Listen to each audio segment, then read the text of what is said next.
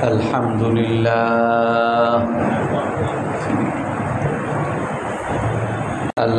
لله نحمده ونستعينه ونستغفره ونؤمن به ونتوكل عليه ونعوذ بالله من شرور أنفسنا ومن سيئات أعمالنا من يهده الله فلا مضل له ومن يضلله فلا هادي له ونشهد أن لا إله إلا الله وحده لا شريك له ونشهد أن سيدنا ومولانا محمدا عبده ورسوله أرسله بالحق بشيرا ونذيرا بين يدي الساعة من يطع الله ورسوله فقد رشد واهتدى ومن يعصهما فقد ضل وغوى أما بعد فأعوذ بالله من الشيطان الرجيم بسم الله الرحمن الرحيم ولا ينفقون نفقة صغيرة ولا كبيرة ولا يقطعون واديا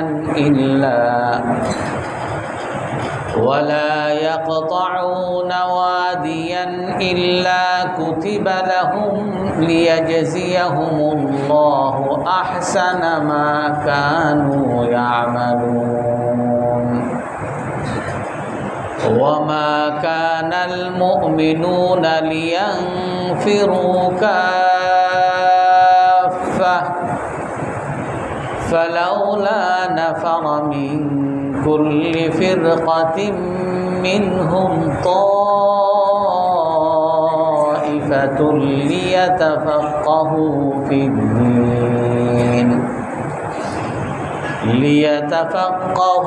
في الدين ولينذروا قومهم إذا رجعوا إليهم لعلهم يحذرون صدق الله العظيم وقال النبي صلى الله عليه وسلم من سئل عن علم مما ينفعه الله به في أمر الناس وفي أمر الدنيا وفي أمر الدين فكتمه ألجم يوم القيامة بلجام من نار أو كما قال عليه الصلاة والسلام সম্মানিত মুসল্লিয়ানে কেরাম, আজ আমরা ইসলামে শিক্ষা এই বিষয়ে আলোচনা করব। আল্লাহ তাআলা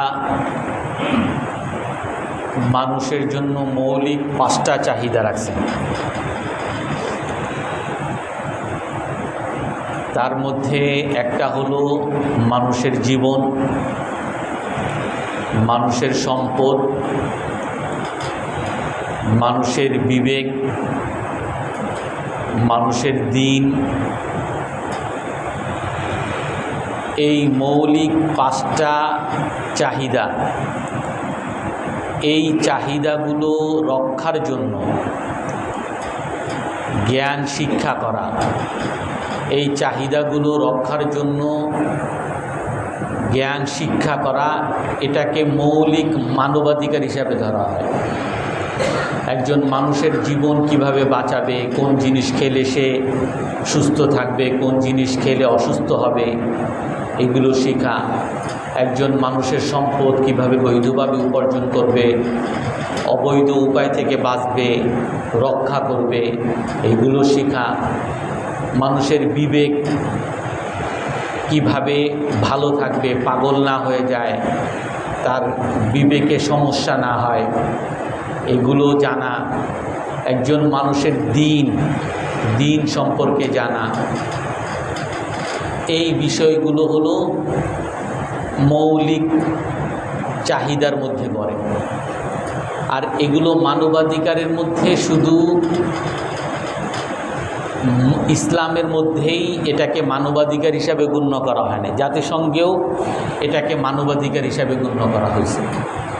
যার ফলে পৃথিবীর বিভিন্ন জায়গায় যদি আপনি শিক্ষা ব্যবস্থাগুলো দেখেন, ডয়েচে ভেলের একটা রিপোর্টে আসছে জার্মানির শিক্ষা ব্যবস্থায় তাদের অন্যান্য শিক্ষাগুলোর পাশাপাশি তাদের ধর্মীয় শিক্ষা প্রদান করা এটা সরকারিভাবে বাধ্যতামূলক। আর এই ধর্মের মধ্যে 5টা ধর্ম তাদের দেশে রাখছে, তার মধ্যে খ্রিস্টান, যেহেতু তারা অধিকাংশ খ্রিস্টান, এবং তার মধ্যে ইসলামও আছে।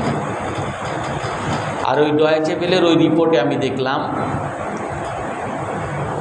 2012 সনের আগে জার্মানিতে বা ইউরোপের অনেক দেশে ইসলামী শিক্ষা এটা সরকারিভাবে ছিল না। যারা মুসলমান ছিলেন তারা বিভিন্ন মসজিদে মক্তবের আলোকে অথবা মসজিদের পাশে পড়াশোনার ব্যবস্থা করতেন।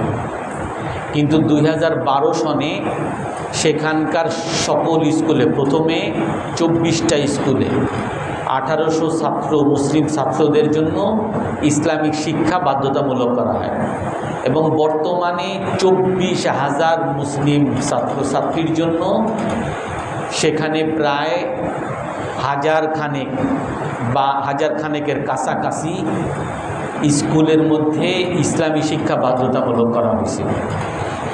অর্থাৎ এগুলো একটা মৌলিক মানবাধিকার, ধর্ম শিক্ষা, যার যার ধর্ম শিক্ষা, এটা একটা মৌলিক মানবাধিকারের মধ্যে আন্তর্জাতিকভাবেও স্বীকৃত। তো ইসলামের মধ্যে আল্লাহ তাআলা এই শিক্ষার অনেক গুরুত্ব কোরআন এবং হাদিসের মধ্যে বর্ণনা করা হয়েছে, এবং এই গুরুত্বের আলোকে ওলামায়ে কেরাম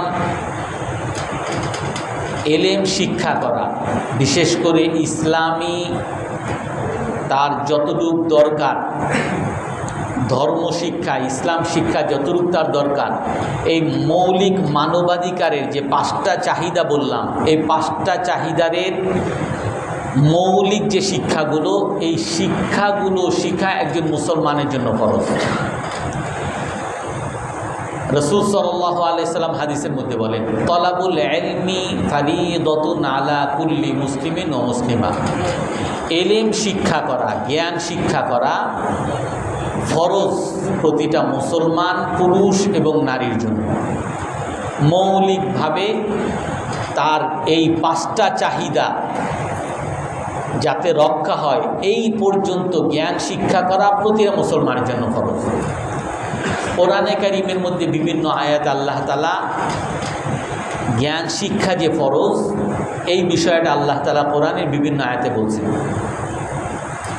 তার মধ্যে এই আয়াত, ওয়ামা কানাল মুমিনুনা লিয়ানফিরু কাফা ফালাউলা নাফারা মিন কুল্লি ফিরকাতিন মিনহুম তাইফাতুল লিয়াতাফাক্কাহু ফিদ্দীন। وَلِيُنذِرُوا قَوْمَهُمْ إِذَا رَجَعُوا إِلَيْهِمْ لَعَلَّهُمْ يَحْذَرُونَ। আল্লাহ তাআলা বলেন, যারা মুমিন, যারা আল্লাহকে বিশ্বাস করে, রাসূলকে বিশ্বাস করে, আখিরাতে বিশ্বাস করে, মুমিনের কর্তব্য হলো তাকে ঘর থেকে বেরিয়ে যাওয়া। মুমিনের কর্তব্য ঘর থেকে বেরিয়ে যাওয়া। কেন সে বাড়াবে? তাকে ঘর থেকে বের হওয়া কেন কর্তব্য? ফালাউলা নাফারা মিন কুল্লি ফিরকাতিন মিনহুম তাইফাতুল লিয়াতাফাক্কাহু ফিদ্দীন। আল্লাহ তাআলা বলেন যে মুমিনের জামাতের মধ্য থেকে একটা জামাত, একটা দল বাড়ি থেকে বের হয়ে রাসূলের সাথে সফরে যাবে, রাসূলের সাথে জিহাদে যাবে, আর গিয়ে লিয়াতাফাক্কাহু ফিদ্দীন, রসুলের সাথে জেহাদে হোক, রসুলের সাথে হোক, মসজিদে হোক, রসুলের সাথে থাকবে, যাতে তারা জ্ঞান শিক্ষা করতে পারে, ইসলাম সম্পর্কে জানতে পারে, দ্বীন সম্পর্কে জানতে পারে। তারা একটা সময় রসুলের কাছে জ্ঞান শিখবে। লিয়াতাফাক্কাহু ফিদ্দীন ওয়া লিয়ুনযিরু কওমাহুম। জ্ঞান শিখাটাই কিন্তু শেষ না। মুসলমানের শুধু জ্ঞান শিখাই কর্তব্য না, জ্ঞান শিখা ফরজ।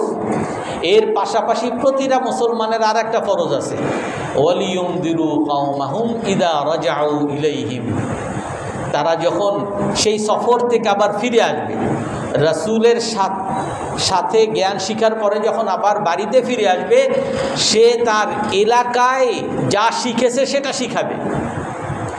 ইসলাম সম্পর্কে সে রাসূলের সাথে গিয়ে শিখবে, তারপরে সে আবার ফিরে আসার পরে আবার শিখাবে। অর্থাৎ প্রতিটা মুসলমানের, আমরা আগেও বলেছি, দুইটা দায়িত্ব, সালেহ ও মুসলিহ। প্রতিটা মুসলমান, প্রতিটা মুমিনকে একজন ভালো মানুষ হতে হবে এবং তাকে ভালো মানুষ বানানোর কারিগর হতে হবে। একটা হলো নিজে ভালো, আর একটা হলো অন্যকে ভালো সে করতে হবে। কোরআনের বিভিন্ন জায়গায় এগুলো আসছে। ইয়া আইয়ুহাল্লাযীনা আমানু কু আনফুসাকুম ওয়া আহলিকুম নারা। হে মুমিনরা, তোমরা নিজেদেরকে জাহান্নাম থেকে বাঁচাও, নিজে ভালো, তোমার পরিবারকে জাহান্নাম থেকে বাঁচাও। অন্যের সংস্কারের কাজ করো। মুসলিহ অর্থ সংস্কারও। অন্যকেও ভালো করার কাজ করতে হবে, দাওয়াতের কাজ করতে হবে, ভালো কাজের আদেশ, অসৎ কাজের নিষেধ কাজ করতে হবে।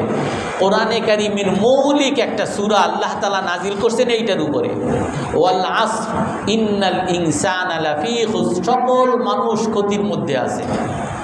ক্ষতি থেকে বাঁচতে হলে ইল্লাল্লাযীনা আমানু, ঈমান আনতে হবে, ওয়া আমিলুস সালিহাত, ভালো কাজ করতে হবে, ওয়া তাওয়াসাউ বিল হক, ভালো কাজের হকের দাওয়াত দিতে হবে, ওয়া তাওয়াসাউ বিস সবর, আর হকের দাওয়াত দিলে, ভালো কাজ করতে গেলে মানুষের তিরস্কার, মানুষের গালিগালাজ, মানুষের কষ্ট, বিভিন্ন প্রতিকূল অবস্থার সে সম্মুখীন হবে। এটার মধ্যে তাকে সবর করতে হবে, সবরের দাওয়াত দিতে হবে। এই জন্য প্রতিটা মুসলমানের দায়িত্ব হলো তাকে জ্ঞান শিক্ষার জন্য বাসা থেকে বের হয়ে যাওয়া, এবং সে জ্ঞান শিক্ষা করে যখন আবার ফিরে আসবে, এই জ্ঞান তার পরিবারবর্গ, তার আশেপাশের প্রতিবেশীদেরকে শিখানো। এটা প্রতিটা মুসলমানের কর্তব্য। আল্লাহ তাআলা অন্য আয়াতে বলেন, ইয়া আইয়ুহার রাসূল বাল্লিগ মা উনজিলা ইলাইকা মির রাব্বিক ওয়া ইল্লাম তাফআল ফামা বাল্লাগতা বিসালাতা ওয়াল্লাহু ইয়াসিমুকা মিনান নাস ইন্নাল্লাহা লা ইয়াহদিল কওমাল কাফিরিন।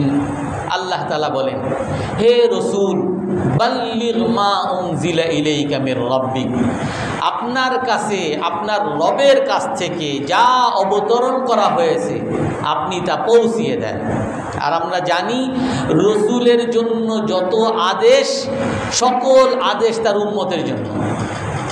আল্লাহ তাআলার যে কোনো আদেশ, রাসূলের যে কোনো আদেশ মানুষের জন্য ফরজ, মানুষের জন্য ওয়াজিব। আল্লাহ তাআলা রসুলকে আদেশ করেন, হে রসুল, বাল্লিগ মা উনজিলা ইলাইকা মির রাব্বিক, আপনার কাছে আপনার রবের পক্ষ থেকে যা অবতরণ করা হয়েছে, কোরআনে কারীম, হাদিস, আপনি যা আপনার রবের কাছ থেকে পেয়েছেন সব মানুষের কাছে পৌঁছিয়ে দেন। প্রতিটা মুসলমানের ফরজ দায়িত্ব, তাকে নিজেকে শিখতে হবে। এখানে তো পৌঁছানোর দায়িত্ব আছে। বলতে পারেন আমি পৌঁছাবো কি আমি যদি নিজে নাই শিখি? আল্লাহ তাআলার পক্ষ থেকে যা অবতরণ করা হয়েছে এটা যদি আমি না শিখি আমি কি পৌঁছাবো? প্রথম দায়িত্ব হলো, ফরজ হলো আমাকে শিখতে হবে কোরআনে কারীমের মধ্যে আল্লাহর পক্ষ থেকে কি আসছে এটা আমাকে শিখতে হবে। হাদিসের মধ্যে রাসূলের মাধ্যমে আল্লাহর পক্ষ থেকে কি আসছে এগুলো আমাকে শিখতে হবে এবং এইটা মানুষের কাছে পৌঁছাতে হবে। ওয়া ইল্লাম তাফআল ফামা বাল্লাগতা রিসালাতা। আল্লাহ তাআলা বলেন যদি আপনি এটা না করেন, আপনি নিজে যদি না শিখেন, আপনি যদি নিজে মানুষের কাছে দাওয়াত না দেন, তাবলীগ না করেন, তাহলে আপনি রাসূলের দায়িত্ব পালন করেন নাই। নাউযুবিল্লাহ মিন যালিক। এই জন্য প্রতিটা মুসলমানের দায়িত্ব হলো জ্ঞান শিক্ষা করা এবং জ্ঞান মানুষকে শেখানো। আল্লাহ তাআলা অন্য আয়াতের মধ্যে বলেন ফাসআলু আহলাদ যিকরি ইন কুনতুম লা তা'লামুন। হে মুমিনরা, তোমরা জ্ঞানীদের কাছে জিজ্ঞাসা করো যদি তোমরা না জানো। আহলাদ যিকরি তাফসীরের মধ্যে আসে, তাফসীর ইবনে কাসির, তাফসীর কুরতুবীর মধ্যে আসে। আব্দুল্লাহ ইবনে আব্বাস রাদিয়াল্লাহু তাআলা আনহু বলেন আহলুল যিকির অর্থ হলো আহলুল কোরআন, যে তোমরা জ্ঞানীদের কাছে জিজ্ঞাসা করো যদি তোমরা না জেনে থাকো। জিজ্ঞাসা করার আল্লাহ তাআলা আদেশ করছেন। জিজ্ঞাসা হলো জ্ঞান শিক্ষার প্রথম ধাপ। আপনি শিখতে চান, আপনি জ্ঞান শিখবেন, জ্ঞান শিখার আগে সর্বপ্রথম আপনার মধ্যে চাহিদা আসতে হবে। আমি জানি না সেইটা আগে আমাকে বুঝতে হবে, আমাকে জিজ্ঞাসা করতে হবে। যে হুজুরের কাছে জিজ্ঞাসা করার দরকার নেই, আমি বহুত জানি, আমি ইউটিউবে বহুত কিছু জানছি। আপনি ইউটিউবে যা জানছেন এটা কি সঠিক না বেঠিক না বিভ্রান্তিকর তথ্য, এটা আপনি নিজেও জানেন না। আল্লাহ তাআলা বলেন যে যারা জ্ঞানী তাদের কাছে জিজ্ঞাসা করো। জিজ্ঞাসা করা প্রতিটা মুসলমানের জন্য কর্তব্য। আর এই জিজ্ঞাসা করা হলো ইলমের প্রথম ধাপ, জ্ঞান শিখার প্রথম ধাপ। ইন কুনতুম লা তা'লামুন, যদি তোমরা না জেনে থাকো। অর্থাৎ জ্ঞান শিক্ষা করা ফরজ এই আয়াতের মাধ্যমে। আল্লাহ তাআলা অন্য আয়াতে বলেন وَإِذْ أَخَذَ اللَّهُ مِيثَاقَ الَّذِينَ أُوتُوا الْكِتَابَ لَتُبَيِّنُنَّهُ لِلنَّاسِ وَلَا تَكْتُمُونَهُ فَنَبَذُوهُ وَرَاءَ ظُهُورِهِمْ اشْتَرَوْا بِهِ بَأْسًا قَلِيلًا। আল্লাহ তাআলা বলেন, আল্লাহ তাআলা আহলে কিতাবদের কাছ থেকে ওয়াদা নিয়েছেন। আল্লাহ তাআলা বর্ণনা করতেছেন যে আগে ইহুদি যারা ছিল এদেরকে আল্লাহ তাআলা জ্ঞান দিয়েছেন, তাওরাত কিতাব তাদেরকে দিয়েছেন, কিন্তু দেওয়ার সাথে সাথে তাদের কাছ থেকে ওয়াদা নিছেন। কি ওয়াদা? অঙ্গীকার নিছেন। কি অঙ্গীকার? লাতুবাইয়িনুন্নাহু লিন্নাস ওয়া লা তাকতুমুনা, যে তোমরা এই আল্লাহর পক্ষ থেকে পাওয়া জ্ঞান মানুষের কাছে পৌঁছিয়ে দিবে এবং এই জ্ঞানের মধ্য থেকে কোনো জ্ঞানকে তোমরা লুকাবে না। এই জন্য জ্ঞান মানুষের কাছে পৌঁছিয়ে দেওয়া, এটা ওই মূসা আলাইহিস সালামের যে উম্মত ইহুদি যারা ছিলেন তাদের জন্য যেমন ফরজ, আর আগের যুগের যত উম্মতের যত আদেশ আমাদের কোরআনে কারীমের মধ্যে হাদিসের মধ্যে আসবে, সমস্ত দায় দায়িত্ব সকল বিধান আমাদের উপরে ফরজ। এই জন্য এই কোরআনে কারীমের এই আয়াতের দ্বারা জ্ঞান শিখা এবং জ্ঞান শিখানো, এটা যে মানুষের উপরে, মুসলমানের উপরে ফরজ, এই আয়াতের দ্বারা প্রমাণিত। যে তোমাদের কাছ থেকে অঙ্গীকার আল্লাহ তাআলা নিছেন যে তোমরা যা জানো এটা মানুষের কাছে বলে দিবা, কোনো কিছু লুকাতে পারবা না। রাসূল সাল্লাল্লাহু আলাইহি ওয়াসাল্লাম এক হাদিসের মধ্যে বলেন, মান সুইলা আন ইলমিন ফিমা ইয়ানফাউহুল্লাহু ফি আমরিন নাসি ওয়া ফি আমরিদ্দিন। যদি কোনো মানুষের কাছে জিজ্ঞাসা করা হয়, জ্ঞান জিজ্ঞাসা করছে, রাসূল বলেন কোন বিষয়ে? যেই বিষয়ে মানুষের উপকার হয়। আপনি ব্যবসা করতে চান, আপনার এই মাল পাইকারি কোথায় পাওয়া যায় আপনি জানেন না, আপনার পাশের দোকানকে জিজ্ঞাসা করলেন যে ভাই এই মালের পাইকারিটা কোথায় পাবো? আপনি একটা আলু কিনতে চাইছেন, ভ্যানে আপনি গেছেন যে ভাই আলুর দাম কত, আলুর দাম 55 টাকা 60 টাকা। আপনি চিন্তা করলেন আপনি বেশি আলু নেবেন, তো পাইকারি দোকানটা কোথায়, তারে জিজ্ঞাসা করলেন ভাই পাইকারি দোকান কোথায়। সাধারণত এরা বলে না, আপনার পাশের দোকানও বলে না। রসুল বলেন যদি কেউ দুনিয়ার কোনো উপকারে কারো কাছে কোনো কিছু জিজ্ঞাসা করে, অফি আমরিদ্দিন, দিন সম্পর্কে যদি কেউ কারো কাছে জিজ্ঞাসা করে যে ভাই নামাজ কেমনে পড়তে হয়, ভাই আলহামদুলিল্লাহ রব্বিল আলামিন এটার উচ্চারণটা সহি কি হবে, ইহদিনাস সিরাতাল মুস্তাকিম সহি কি, দিন সম্পর্কে এবং দুনিয়া সম্পর্কে যদি কেউ কোনো মানুষের কাছে জিজ্ঞাসা করে, তাকাতামাহু, আর সে গোপন রাখছে, বলবে না। আমি যদি বলে দেই পাইকারি মার্কেট কোথায়, তাহলে আমার দোকানের ব্যবসা কমে যাবে। আমি যে ভ্যানে আলু বিক্রি করি বেশি দাম দিয়ে, আমার ব্যবসা কমে যাবে, এই জন্য বলবে না। যদি কেউ লুকায়, সে জানে তারপরও সে লুকাইতেছে। একজনে জিজ্ঞাসা করছে ভাই নামাজ পড়বো কেমনে, আমি জানি কেমনে নামাজ পড়তে হয়, আমি তারে বললাম না যে আমি কেন তারে ফাও, আমি এত কষ্ট করে পয়সা দিয়ে হুজুরের কাছ থেকে শিখছি, আমি কেন তারে বিনা পয়সা নামাজ শিখাবো, বলল না। রাসূল সাল্লাল্লাহু আলাইহি সাল্লাম কি বলেন, উলজিমা ইয়াউমাল কিয়ামাতি বিলিজামিন মিন নার, যার কাছে জিজ্ঞাসা করা হয়, জিজ্ঞাসা করার পরেও সে যদি না বলে, আল্লাহ তাআলা কিয়ামতের দিন আগুনের বাগডোর তাকে পরানো হবে, আগুনের রশি তাকে পরাবে, আগুনের পোশাক তাকে পরানো হবে, আগুনের পোশাকে সে জ্বলতে থাকবে, জ্বলে পুড়ে ছারখার হবে। আর সে আল্লাহর কাছে বলবে, হে আল্লাহ আমাকে আপনি আগুনে মারতেছেন, আপনি না কত রহিম। আল্লাহ তাআলা বলবেন, আজকে যে তোমাকে মারবো এটা বহুত আগ থেকেই আমি বলছি, এটাই আমার রহমত। তোমাকে আযাব দেওয়া ওই ব্যক্তির জন্য রহমত যে তোমার কাছে জিজ্ঞাসা করছিল আর তুমি তাকে বলো না, ওই ব্যক্তির জন্য রহমত, তোমাকে আযাব দেওয়া। এই জন্য জ্ঞান শিক্ষা করা, জ্ঞান মানুষের কাছে পৌঁছানো, এটা ফরজ। অন্য আয়াতের মধ্যে আল্লাহ তাআলা বলেন, ওয়ালা তা'জাল বিল কুরআনি মিন ক্বাবলি আন ইউকদা ইলাইকা ওয়াহয়ু ওয়া কুর রাব্বি জিদনি ইলমা। আল্লাহ তাআলা বলেন, হে রাসূল, আমি আপনার কাছে কোরআনে কারীম পাঠাই, এই কোরআনে কারীম আপনি যাতে আয়ত্ত করতে পারেন, এই জন্য আপনি বারবার পড়তে থাকেন। যখনই রসুলের কাছে ওহী আসতো, রসুল বারবার পড়তেন। বলেন আল্লাহ তাআলা বলেন আপনি বারবার পড়তে থাকেন, আপনার তাড়াহুড়ার কিছু নাই, আমি আল্লাহ আপনাকে জ্ঞান দিয়ে দিব। আপনার দায়িত্ব, আপনি বলেন ওয়াকুর রব্বি জিদনি ইলমা, আপনি আমার কাছে দোয়া করেন, হে আল্লাহ আমাদের জ্ঞান আপনি বাড়িয়ে দেন। এই জন্য মুসলমানের দায়িত্ব হলো আল্লাহর কাছে জ্ঞান চাওয়া, জ্ঞান শিখা। আমি জ্ঞান চাইছি, জ্ঞান শিখি নাই, না, জ্ঞান চাওয়াই হলো জ্ঞান শিখা ফরজ হওয়ার দলিল। আপনি যেই জিনিস আল্লাহর কাছে চাইবেন আর সেই জিনিস যদি আপনি না করেন, তাহলে আপনার সেই চাওয়াটাই ভুল। আপনি বলতেছেন হে আল্লাহ আমারে সন্তান দেন, আমারে সন্তান দেন, আমারে একটা ছেলে দেন, অথচ আপনি বিয়েই করেন নাই। আপনি আল্লাহর কাছে সন্তান চাইতেছেন অথচ আপনি বিয়েই করেন নাই। তার অর্থ হলো আল্লাহ তাআলা যে নিজাম রাখছেন, যে জ্ঞান মানুষকে দিছেন, এই জ্ঞানের প্রতি আপনার অবহেলা। আপনি আল্লাহ তাআলা যে নিয়ম রাখছেন বিবাহের মাধ্যমেই আপনার সন্তান আসবে, এই কথা আপনি তুচ্ছতাচ্ছিল্য করতেছেন। এই জন্য আপনি আল্লাহর কাছে জ্ঞান চাওয়া মানে ওই জ্ঞান শিখার জন্য আপনাকে চেষ্টা করা।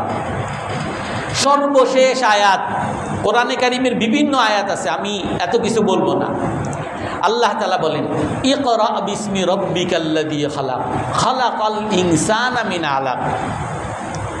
সর্বপ্রথম যে আয়াত রাসূলুল্লাহ সাল্লাল্লাহু আলাইহি সাল্লামের কাছে নাজিল হয়েছে, এই সূরা নাজিল হয়েছে। ইকরা, পড়েন। রসুলকে যখন বলা হয়েছে পড়েন, রসুল তখন বলছেন মা আনা বিকারি, আমি পড়তে জানি না। কারণ রসুল কোনো শিক্ষকের কাছে শিখেন নাই, রসুলকে কেউ লেখা শিখান নাই, রসুলকে কেউ ভাষা শিখান নাই। রসুল আমাদের জাগতিক দৃষ্টিতে রসুল ছিলেন মূর্খ। রসুল কোনো লেখাপড়া কিছুই জানতেন না। রসুলকে বলেন ইকরা, রসুল বলেন মা আনা বিকারি, আমি পড়তে জানি না।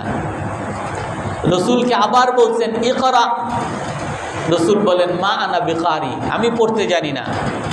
হযরত জিবরাইল আলাইহিস সালাম রসুলকে এমন চাপ দিয়েছেন, রসুল বলেন যে আমার পিছনের হাড্ডি, আমার পিঠের হাড্ডি মনে হচ্ছে যে সামনে দিয়ে বের হয়ে যাচ্ছে।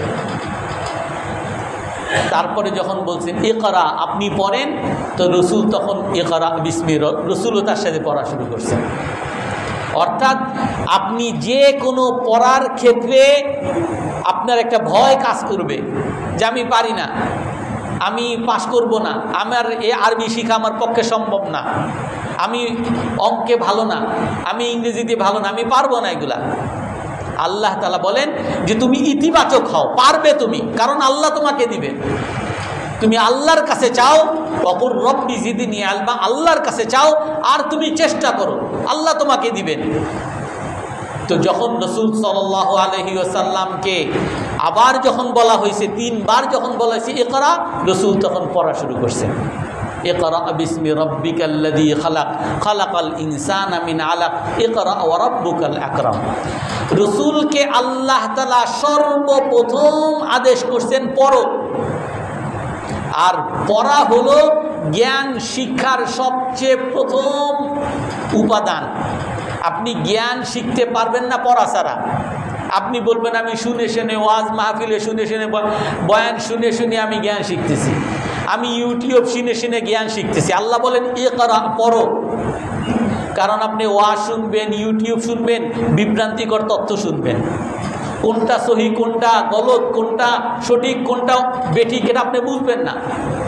আপনাকে সঠিক জিনিস যদি বুঝতে হয়, জানতে হয়, আপনাকে পড়তে হবে। এজন্য প্রতিটা মুসলমানের কোরআনে কারিম পড়া ফরজ। শুধু কোরআনে কারিম পড়া ফরজ না, বরং ওলামায়ে কেরাম বলেন কোরআনে কারিম বুঝার মতো অর্থ জানা, আরবি ভাষা জানাও প্রতিটা মুসলমানের জন্য ফরজ। কারণ আপনি কোরআন পড়তেছেন, অথচ আপনি কোরআনের কিছুই বুঝতেছেন না। অথচ আল্লাহ তাআলা বলতেছেন ইকরা, বরং শুধু ইকরা বলেন নাই, বিভিন্ন আয়াতে বলছেন ওয়ালাকাদ ইয়াসসারনাল কুরআনা লিযিকরি ফাহাল মিন মুদ্দাকির। আমি কোরআনে কারীমকে গবেষণার জন্য সহজ করেছি, কোনো গবেষক কি আছে? আপনি কোরআন কারীম গবেষণা কেমনে করবেন? আফালা ইয়াতাদাব্বারুনাল কুরআন, এই সকল আয়াত দিয়ে ওলামায়ে কেরাম বলেন যে কোরআনে কারীমে যেমন পড়া ফরজ, এমনিভাবে কোরআনের অর্থ জানাও ফরজ। আফালা ইয়াতাদাব্বারুনাল কুরআন, আল্লাহ তাআলা বলেন যে তারা কোরআন নিয়ে গবেষণা কেন করে না? আপনি কোরআনের অর্থই বুঝেন না, গবেষণা কেমনে করবেন? অথচ এই আরবি ভাষা এটা মুসলমানের, মোমেনের, কোরআনের ভাষা। রাসূল বলেন আহিব্বুল আরব, তোমরা আরবি ভাষাকে ভালোবাসো। ফাইন্নি আরবি, কারণ আমার ভাষা আরবি। ওয়া লুগাতুল কুরআনি আরবি, কোরআনের ভাষা আরবি। ওয়া লুগাতু আহলিল জান্নাতি আরবি, জান্নাতবাসীদের ভাষা আরবি। আর এর বিপরীতে আরবিকে ঘৃণার প্রচারণা চালানো হয়। আরবির প্রতি মানুষের যাতে ঘৃণা হয়, আরবির প্রতি মানুষের যাতে বিদ্বেষ হয়, আর এই জন্য প্রচারণা চালানো হয় যে আরবির কোনো দরকার নেই। অথচ আরবিকে ভালোবাসা এটা একটা ইসলামী কর্তব্য। আল্লাহর রাসূল বলেন ভালোবাসো, আরবকে ভালোবাসো, আরবি ভাষাকে ভালোবাসো।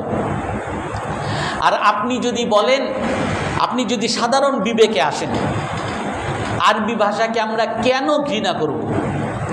এখন আপনারা জানেন বর্তমান যে শিক্ষা ব্যবস্থা অনেক পরিবর্তন হয়েছে, আমূল পরিবর্তন। আমি এগুলো নিয়ে কথা বলবো না, এগুলো কথা বলাও নিষেধ। আমি শুধু 2-1টা পয়েন্ট বলবো। বর্তমান শিক্ষা ব্যবস্থাকে বর্তমান আদলে আনা হয়েছে। সেখানে পরীক্ষা কম, সেখানে অনেক কিছু যেগুলো আগে ছিল এগুলো এখন নাই। ব্যাকরণ আগে ছিল, এগুলো এখন ওই রকম আগের মতো এরকম নাই। আর এর কেন এরকম করা হয়েছে, মূল কি বলা হয় যে আমাদের আগের শিক্ষা ব্যবস্থায় যে সমস্যা ছিল সেটা হলো মানুষের মধ্যে প্রতিযোগিতা, বাচ্চাদের বাবা মায়ের মধ্যে এত প্রতিযোগিতা যে প্রতিযোগিতার কারণে একজনে ইউনিভার্সিটিতে ভর্তি হইতে পারে নাই, নদীতে ঝাঁপ দিয়ে মারা গেছে এই কয়েকদিন আগে। এত প্রতিযোগিতা, শুধু ঢাকা ইউনিভার্সিটিতে চান্স পায় না, আত্মহত্যা করে। এই প্রতিযোগিতার মনোভাব দূর করতে হবে, এটা একটা ভালো জিনিসটা, আমিও বলি ভালো জিনিসটা। আর একটা হলো আমাদের যে শিক্ষাটা যা শিখতেছে সে যখন কর্মক্ষেত্রে যায় তার এই শিক্ষা কোনো কাজে লাগে না। সে কাজ করতেছে দোকানে বা সে কাজ করতেছে অফিসে, অথচ সে ইঞ্জিনিয়ারিং করে আসছে, অথচ সে লাইব্রেরিয়ান সাবজেক্ট থেকে পাশ করে আসছে, অনার্স করে আসছে, অথবা ইসলাম শিক্ষা থেকে পাশ করে আসছে। সে যে ক্ষেত্রে তার যে কর্মক্ষেত্রের সাথে তার পড়াশোনার কোনো সম্পর্ক নাই, পাশ করে এক বিষয়, চাকরি করে আর এক বিষয়। তো এই জন্য কর্মমুখী শিক্ষা আমাদের লাগবে, এই জন্য আমাদের শিক্ষা ব্যবস্থাকে ঢেলে সাজানো হয়েছে। আর একটা কি বলে, তৃতীয় নাম্বার, যে এখন যে শিক্ষা ব্যবস্থা বা আগে যে শিক্ষা ব্যবস্থা ছিল, এই শিক্ষা ব্যবস্থা দিয়ে ছেলে মেয়েরা সব অকর্ম হয়ে যাচ্ছে, বাড়িতে বাবা মায়ের উপর ডিপেন্ডেন্ট, এবং সে যদি বাইরে যায়, বাইরে গেলে অন্য মানুষের উপরে সে নির্ভরশীল, নিজে কিছু করতে পারে না। এই জন্য তার নিজের কাপড় চুপড় ধোয়া, নিজের বিছানা ঠিক করা, নিজের রান্না বান্না, এগুলো যাতে নিজেরটা নিজে করতে পারে, একজন সুনাগরিক হতে পারে, এই রকম পরিবর্তন দরকার। আমি শুধু একটা বিষয় বলি, কর্মমুখী শিক্ষা। আমাদের বর্তমানে বাংলাদেশের যে রেমিটেন্সগুলো আসে, বিভিন্ন দেশ থেকে যে টাকা আসে আমাদের দেশে, এখন তো এমনি ডলারের সংকট, আর সরকার বারবার বলে যে রেমিটেন্স বাড়ানো, অর্থাৎ যারা বিদেশে কাজ করে তারা যাতে বাংলাদেশে টাকা পাঠায়, ডলার পাঠায়। তো সবচেয়ে বেশি ডলারগুলো, সবচেয়ে বেশি রেমিটেন্স আসে মধ্যপ্রাচ্যের দেশগুলোতে। মধ্যপ্রাচ্যের দেশগুলোতে যারা কাজ করে তারাই দেশে সবচেয়ে বেশি টাকা পাঠায়। এই মধ্যপ্রাচ্যের দেশগুলোতে যারা কাজ করে, আপনারা যদি যেয়ে থাকেন, আমরা গেছি, আমরা বিভিন্ন জায়গায় দেখেছি, মধ্যপ্রাচ্যে তিন ধরনের কাজ আছে।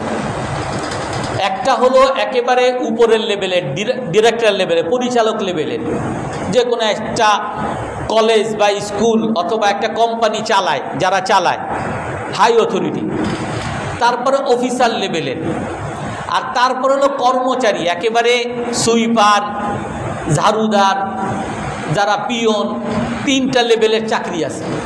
তিনটা লেভেলের চাকরিতে আপনারা যদি খুঁজেন দেখবেন, উপরের লেভেলের চাকরিতে ইন্ডিয়ান, পাকিস্তানি, বিশেষ করে আরবের অনেক দেশ, মিশরের, তারা বেশিরভাগ কাজ করে। বস লেভেলের যারা, সব তারাই হয়।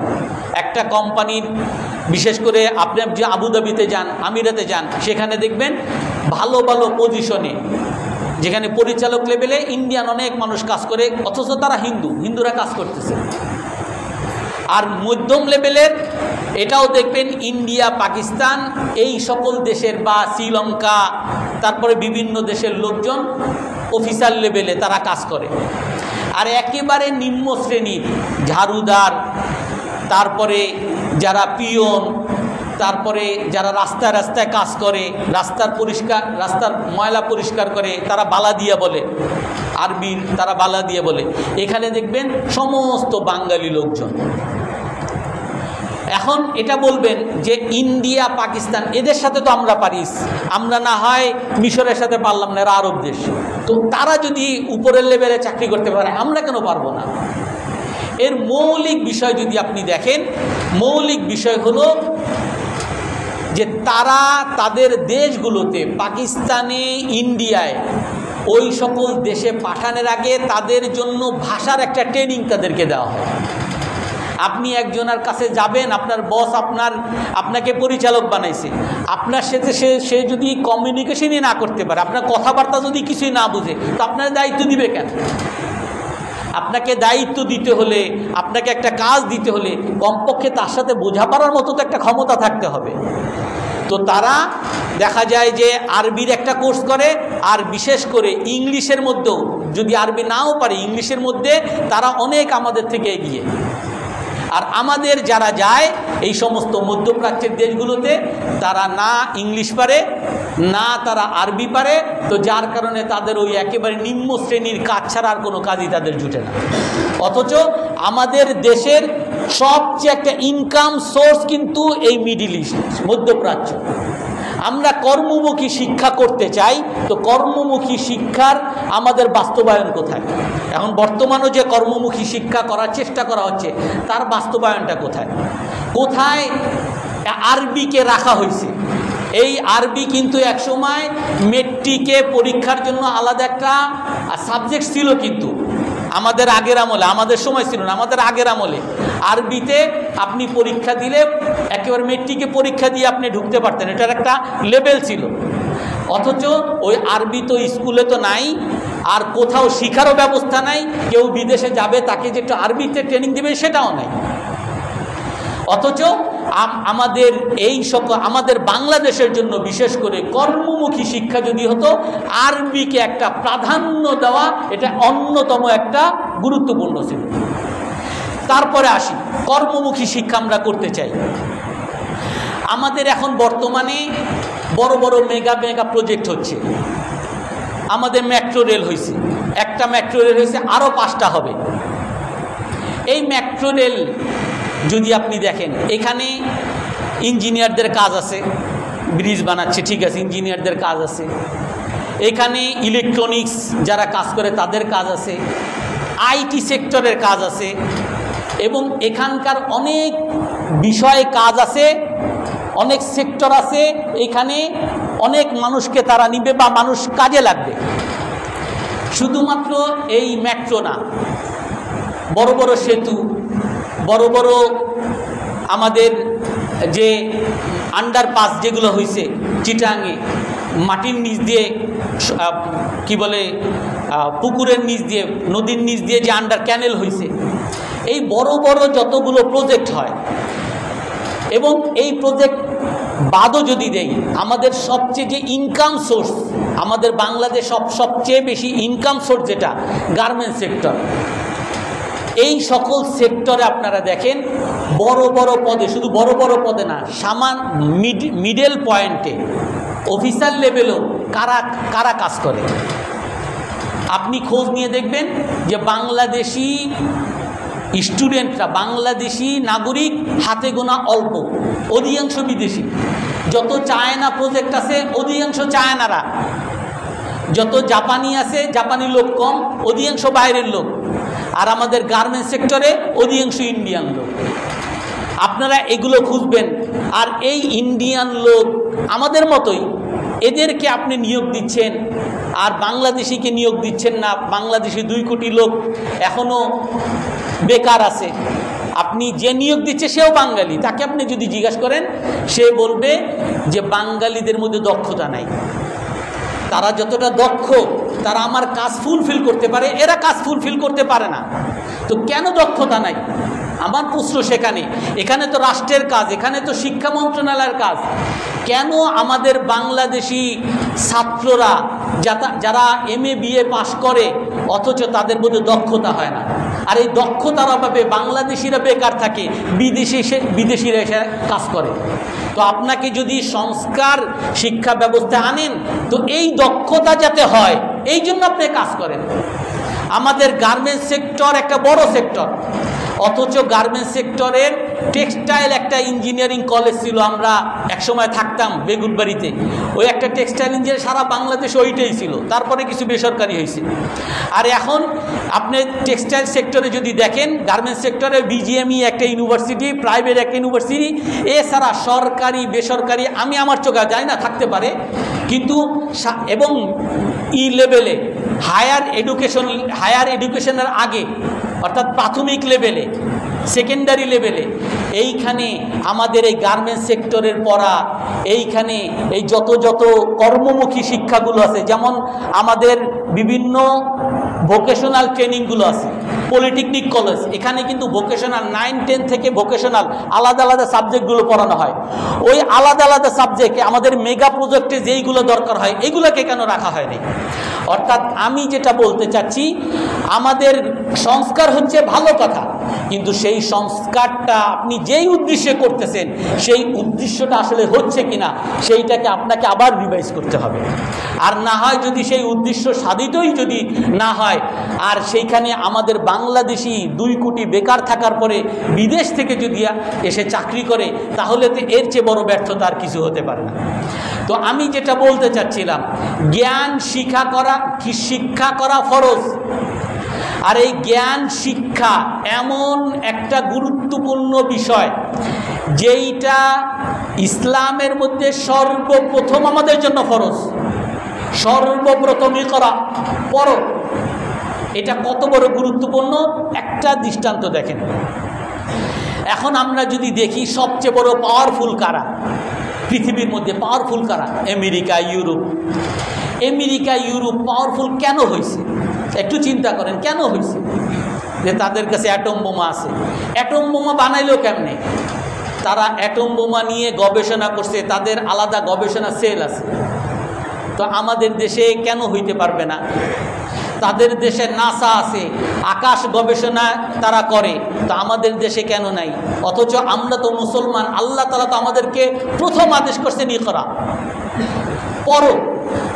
এই পড়া যারাই করবে আল্লাহ তাআলা তাদেরকে উঁচা বানাবেন, তাদেরকে উন্নত করবেন। আমেরিকা পড়া নিয়ে গবেষণা, পড়াকে গুরুত্ব দিয়েছে, তাদেরকে উপরে বানিয়েছেন। ইউরোপ পড়াকে তারা গুরুত্ব দিয়েছে, তাদেরকে উপরে বানাচ্ছে। আমাদের আশেপাশের দেশ যারাই পড়াকে গুরুত্ব দিছে তারাই উপরে যাচ্ছে। আর আমরা যদি ওই পড়া শুধু কোরআনে কারিমের মধ্যেই রাখি, যেগুলো হুজুরদের কথা, এগুলো মোল্লাদের কথা, ইকরা বিসমি রব্বিকাল্লাযী খালাক, আল্লাহ বলছেন পড়ো। আর পড়ার অর্থ হলো যে কোরআনে কারিম যদি একটু সূরা ফাতিহা পড়তে পারি তাহলেই যথেষ্ট। আলহামদুলিল্লাহি রাব্বিল আলামিন যদি সঠিকভাবে পড়তে পারি তাহলেই যথেষ্ট। আমরা তো অনেক আলেম বলেন যে বাংলাদেশের 20 কোটি মানুষের যদি পরীক্ষা নেওয়া হয় সূরা ফাতিহার, শুধু সূরা ফাতিহাটা সঠিক কিনা, তার মধ্যে হয়তোবা 20 কোটির মধ্যে 19.5 কোটি মানুষের সূরা ফাতিহার মধ্যে ভুল আছে। অথচ আমাদের উপরে প্রথম আদেশ ইকরা বিসমি রব্বিকাল্লাযী খালাক, আপনি পড়েন। এই পড়ার আদেশ আমাদেরকে করা হয়েছে। এই জন্য এই পড়াকে যদি আমি গুরুত্ব দিতে পারি, এইটা যদি আমি ধারণ করতে পারি, তারপরে পদ্ধতিগত ভুল থাকতেই পারে, এই পদ্ধতি ঠিক হবে, কিন্তু পদ্ধতির আগে আমাকে নিজেকে আগে এইটা বুঝতে হবে যে আমি মুসলমান হওয়ার সাথে সাথে আমার উপরে এলেম শিক্ষা করা ফরজ, আমাকে মানুষের উপরে এলেম শিক্ষা দেওয়া ফরজ। রাসূল সাল্লাল্লাহু আলাইহি ওয়াসাল্লাম হাদিসের মধ্যে বলেন, আব্দুল্লাহ ইবনে ওমর রাদিয়াল্লাহু তাআলা হাদিস, মাররা বিমাজলিসাইনি ফি মসজিদিহি, রাসূল একদিন মসজিদে বের হয়েছেন, 2টা মজলিস দেখলেন, আর 2টা মজলিস উপলক্ষে বললেন, আম্মা আনতুম কিলাকুমা আলা খাইর, তোমরা দোনোটা মজলিসই ভালো, কিন্তু আহাদুহুমা আফদালু মিনাল আখার, একটা মজলিস আর একটা মজলিসের চেয়ে ভালো। একটা মজলিস আম্মা আনতুম তাদউনাল্লাহা ফাতারগাবুনা ফীহি ফাইনশা আল্লাহু আ'তাকুম ওয়া ইনশা মানাকুম, তোমরা জিকির করতেছো, তোমরা আল্লাহর কাছে দোয়া করতেছো, তোমরা বয়ান করতেছো, এখন যদি আল্লাহর কাছে যা চাইতেছো আল্লাহ যদি চান দিবেন, আল্লাহ যদি না চান তোমাদেরকে দিবেন না। তোমরা জিকির আজকার বয়ান করতেছো, ভালো কথা, একটা মজলিস। আর একটা মজলিস আনতুম তুআল্লিমুনাল ফিকহা ওয়া তুআল্লিমুনাল জাহিল, আর তোমরা আর একটা মজলিস, তোমরা নিজেরা ফিকহ শিখতেছো এবং যারা জানে না তাদেরকে শিখাচ্ছ। রাসূল সাল্লাল্লাহু আলাইহি সাল্লাম বলেন যে তোমরা দ্বিতীয় যে মজলিস, যারা জ্ঞান শিখতেছো শিখাইতেছো, আনতুম আফদালু মিন সাহিবিকুম, তোমরা তোমাদের ওই মজলিসের চেয়ে বেশি উত্তম। ওয়া আনা বুইস্তু মুআল্লিমা, আর রাসূল সাল্লাল্লাহু আলাইহি ওয়াসাল্লাম বলেন আল্লাহ তাআলা আমাকে শিক্ষক হিসেবে দুনিয়াতে পাঠিয়েছেন। এইটা বলে আল্লাহ তাআলা ওই শিক্ষার মজলিসে বসে গেছেন। এই জন্য রাসূল সাল্লাল্লাহু আলাইহি সাল্লাম নিজেকে শিক্ষক হিসাবে দাবি করছেন। প্রতিটা মুসলমানের দায়িত্ব হলো নিজেকে শিক্ষক হিসাবে দাবি করা। আমি নিজে শিখব, আমি মানুষকে শিখাবো, এটা প্রতিটা মুসলমানের কর্তব্য। আর এটা তখনই আসবে যখন আমি শিখার প্রতি আমার আগ্রহ থাকবে, আমাকে জিজ্ঞাসা করার আগ্রহ থাকবে, আমার জানার আগ্রহ থাকবে, আমার পড়ার আগ্রহ থাকবে। আর যদি পড়ার আগ্রহ আমার মধ্যে না থাকে, জানার আগ্রহ যদি না থাকে, জিজ্ঞাসা করার আগ্রহ না থাকে, আর সর্বোপরি যদি ইসলামের গুরুত্বই না থাকে, নাউজুবিল্লাহ, অনেক মুসলমানের মধ্যে, অনেক মুসলমান সন্তানের মধ্যে দেখা যায় যে ইসলাম আর কি, নামাজ হুজুরে যেমনে পড়ে আমরা হুজুরের পিছিয়ে করে নিলাম, এটা আবার শিখার কি আছে? আবার সূরা শিখা লাগে নাকি? আমাকে তো পড়তে হবে ইংরেজি, আমাকে পড়তে হবে অঙ্ক, আমাকে পড়তে হবে প্রকৌশলবিদ, অমুক অমুক। ইসলাম আবার কি শিখে? ইসলাম তো মোল্লাদের কাজ। এই ধারণা যদি কেউ করে তো তার তো ইসলামই থাকবে না, ইমানই থাকবে না। মুসলমানের দায়িত্ব হলো শিখা, কোরআন হাদিস তাকে সর্বপ্রথম শিখতে হবে, অন্যান্য শিক্ষাও তাকে গ্রহণ করতে হবে, কিন্তু সর্বপ্রথম অগ্রাধিকার তাকে রাখতে হবে কোরআন এবং হাদিস। কেন অগ্রাধিকার? আপনারা হয়তো আবার বলবেন হুজুর সাম্প্রদায়িক কথা বলে, হুজুর এজন্য হুজুরের কথা বলে। কেন এই কথা? একটা ঘটনা, বুখারী শরীফের একটা ঘটনা বলে আজকে কথা শেষ করতেছি। ওমর ইবনুল খাত্তাব রাদিয়াল্লাহু আনহু, উনি ওনার ছেলেকে একটা তাজা ঘোড়া দিছেন। উনার আব্দুল্লাহ ইবনে ওমর রাদিয়াল্লাহু আনহু বর্ণনা করেন যে আমি রসুলের সাথে সফরে যাচ্ছি, আমার ঘোড়া অনেক তাজা ছিল, শুধু বারবার আগে চলে যাচ্ছি।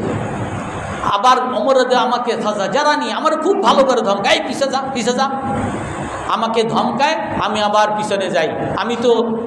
আমি চলতে যাই, ওরা দৌড় মারে, তো আমারে ধমক দেয়, আমি আবার পিছনে যাই। তো সর্বশেষে রাসূলুল্লাহ সাল্লাল্লাহু আলাইহি সাল্লাম আমাকে বলেন, হযরত ওমর রাদিয়াল্লাহু তাআলা আনহুকে বলেন, বি'নিহি, হে ওমর, তোমার এই উটটা, এই বাহনটা আমার কাছে বিক্রি করো। তো ওমর হুয়া লাকা ইয়া রাসূলুল্লাহ, হে আল্লাহর রাসূল, আপনার দরকার, আপনাকে আমি দিয়ে দিলাম। রাসূল বলেন, না, আমি তোমার কাছ থেকে নিব না, আমি তোমার কাছ থেকে কিনে নিব, বি'নিহি, বিক্রি করো। তারপরে রাসূলের কাছে বিক্রি করছে। রাসূলুল্লাহ সাল্লাল্লাহু আলাইহি ওয়াসাল্লাম তখন সেইটাকে কিনে নিয়ে হযরত আব্দুল্লাহ ইবনে ওমর রাদিয়াল্লাহু তাআলা আনহুকে হাদিয়া দিয়ে দিয়েছেন যে, হে আব্দুল্লাহ ইবনে ওমর, তোমার এখন যা ইচ্ছা তাই করো। ওমর রাদিয়াল্লাহু তাআলা আনহু তার ছেলেকে ধমক দিচ্ছেন, আদব শিখানো। রাসূল সাল্লাল্লাহু আলাইহি ওয়াসাল্লাম দেখছেন তার ছেলের মন খারাপ হয়েছে, তাকে উৎসাহ দেওয়ার জন্য কিনে নিয়ে তাকে দিয়ে দিয়েছেন। অর্থাৎ আদব শিখানো, এটা হলো মৌলিক কাজ। শিখার প্রথম কাজ হলো আদব, শিখার প্রথম কাজ হলো মান্যতা, আনুগত্য, ভদ্রতা, এটা হলো প্রথম কাজ। আর শিখার এই জিনিসটা না থাকার কারণে 2 দিন আগের পেপারে দেখছেন এক ছেলে তার বাবা সম্পত্তি দিবে না বা সম্পত্তি নিয়ে লাগছে, বাবারে ঘুষি মারতে মারতে মেরেই ফেলছে, নিজের বাবাকে মেরেই ফেলছে, 2 দিন আগের পেপার। এই জন্য সর্বপ্রথম শিক্ষা হলো আদব শিখা, আর এই আদব আসবে কোরআন এবং হাদিসের দ্বারা। এই জন্য আপনি যদি আদব শিখাতে পারেন, তারপর আপনি ইঞ্জিনিয়ার বানান, ডাক্তার বানান, আপনার কাজে লাগবে। আর আপনি যদি আদব শিক্ষা, এই কোরআন হাদিসের শিক্ষা না থাকে, তো ওই ইংরেজি তাকে প্রকৌশল বানাবেন, সে ওই বাঁশ দিয়ে বানাবে, আর 2 দিন পরে ভেঙে পড়বে। ডাক্তার বানাবেন, সে মানুষকে খুন করবে, মানুষের পেটের মধ্যে ছুরি রেখে সে পেট সেলাই করে দিবে। এই জন্য সর্বপ্রথম শিক্ষা হলো কোরআন এবং হাদিসের শিক্ষা। আমাদের মাদ্রাসায়ও এখন ভর্তি চলতেছে, আমরা আপনাদের